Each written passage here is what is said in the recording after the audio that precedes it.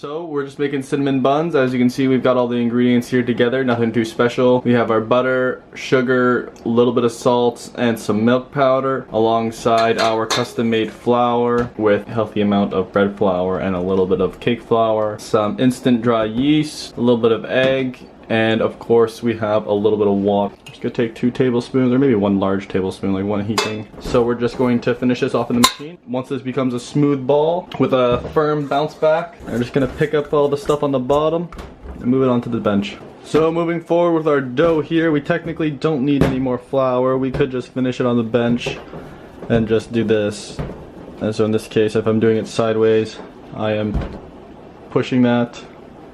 I am making 1 fold, I am turning it, I am pulling this again, make another fold, turn, 90 degree, pull, 1, 2. In this case, I'm using 2 hands to just force the pull, keep the elasticity,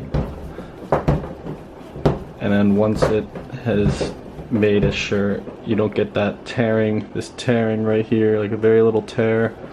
Once it's smooth and holds shape, then you'll know you're good. We have our dough finished up. We're just gonna take a peek at it. We're gonna flip it upside down and we're gonna do the window test.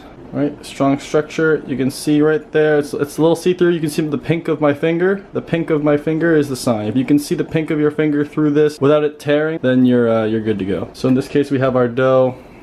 Just fold it out a little bit. 1/3 in, 1/3 in. Fold, fold. And then you just clean that up on the sides.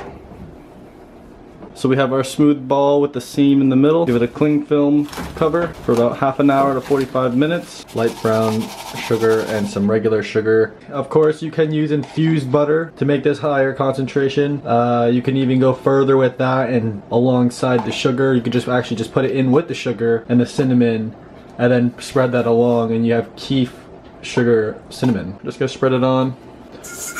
This I kind of eyeball. I did not scale out anything. It's just what it is, really. Comes down to it. With the dough being should be about 200 grams. We've got 40 grams of material here for our sugar. That leaves it at about 20%. So 20%, that should be okay. And then we're just gonna cut all of it on. So that actually was quite perfect. It was actually pretty good. I did leave a little bit down here of space, nothing too crazy, just a small little lip at the end. Going from here, you can add chocolate chips, anything really. You can add your raisins, you can add your pecans, some peanuts, almonds, whatever you want. Should be okay. But we're just gonna go with our classics. So for the first inch, you're just doing a flat roll, and then moving from there, you have this seam here, and you kind of just create the seam over.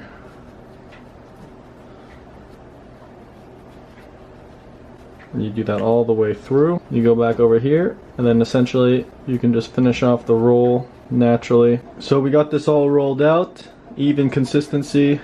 Syrup is good. Not the syrup, the sugar is okay, cinnamon's okay. We're just gonna grab a basic knife, kitchen knife. I do have a cheap, typically at work you would use a bench scraper, but I'm just gonna use this knife. Essentially I'm just gonna pop it like that. Some people worry about the squish. I do like a little bit of room because it gives room for the expansion when this dough rises. Alternatively, you can get this little nip here. Since this is the uglier side, you can pull it and tuck it directly in, and there you go. But again, another way of traying is once these bake, they tend to open up and they'll finish like this. So to stop that, we will keep it normal and have it so when it proofs and rises, it'll just connect with all the ones beside it, leaving a perfect edge and not much to really worry about. So we have our smaller one in the middle, bigger ones on the edge. This way the smaller one in the middle will rise appropriately, and it'll sort of even out with everything else. And again, we're going to make sure all these parts aim in towards the middle. So this one, of course, we don't need to worry about. And we have 1 bit of extra. Technically, if you have this piece of extra, you could just put it on the bottom. And since this is baking in the middle, no one would really notice it. But I'm going to get rid of it. I'm just going to keep that to the side. So yeah, This is about it. We got this going. And this is going to now proof for about an hour, 45 minutes. Just gonna take an egg wash just to make sure it doesn't dry out. You only really use the egg wash for color, anything special. Alright, so this is loosely covered. This is just to make sure the air doesn't get to it too much. Boiling pot of water here. We're just gonna pop this right into the oven, and we're just gonna let that sit for as long as it takes, double in size. As you can see, everything is about doubled in size now. Everything's almost filled up the tray. We've got about a pinky's worth of space now in between everything, which is rather nice. And there's no butter split, which shows up a good sign of the proper proofing temperatures. You can see with the sugar that even with it expanding, it's given it a nice coating. So you don't have to worry about it being too thin or not enough actual cinnamon flavor. It should be okay. This might proof up, so it might be slightly angled, it might be slightly on the tilt. Just because of that technique. I did not, looks like I did not press it out enough. We got the oven preheated at 425. We're going to open the oven, pop this tray onto the lower rack, put this on the upper rack, and bake it at 375 and go from there. So we got our cinnamon buns here. Everything is looking rather nice. As you can see, it just started to touch, which is what we wanted. Got a nice golden color all around. Everything is nice and firm. Should be good to go. So here we are back at it again. We got our sugar syrup. We're going to add our syrup to these while they're slightly warm, and then we will be able to spread on our cream cheese ice. And we're just going to take a look at the bottom. This one is the least one attached, so we're going to take this one off. And moment of truth. Oh, not too bad, not too bad. It's still soft. The color on the camera makes this look a little darker than it actually is visually, but this is just the caramelization of the sugar that's on the bottom. It's a little sticky, so that's how you can tell. And yeah, just looking at a few more. Consistency is rather nice. You don't have to worry about too much. Soft middle. All the rounds are connected. You don't have to worry about too much. Yeah, everything seems to be okay. Perfect spiral. So we're just gonna get one.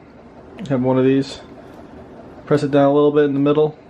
Give it a flat top. As you can see, a little bit of a better top than it would be if it had this little thing there, so you can just press that down, make it go in, as you can see. Typically when you have the whole tray, you would just press it down like that on all of them, and they'll go down.